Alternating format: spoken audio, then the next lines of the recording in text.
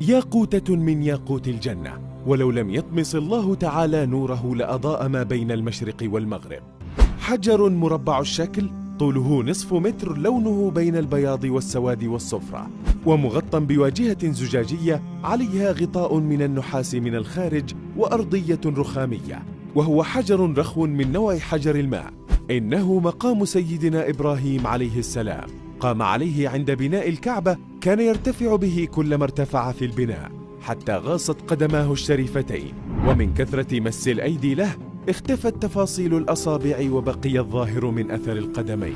كان المقام ملاصقا للكعبة حتى عهد رسول الله صلى الله عليه وسلم، وفي يوم الفتح أخر عن موضعه إلى مكانه الحالي بعد نزول الآية: واتخذوا من مقام إبراهيم مصلى، وحتى لا يعيق المصلون خلفه الطائفين. وفي عهد الخليفة عمر بن الخطاب أصابه سيل شديد وأعيد إلى مكانه بحضور الصحابة، وهو موقعه الحالي إلى هذه الساعة. وطوق المقام بالذهب عام 161 من الهجرة، وتوالى الخلفاء والسدنة على صيانته وترميمه. ومن هنا جاءت فكرة حمايته، فجعلت له قبتان، إحداهما خشبية والأخرى حديدية، ثم بنيت له مقصورة تنتهي مؤخرتها بمظلة.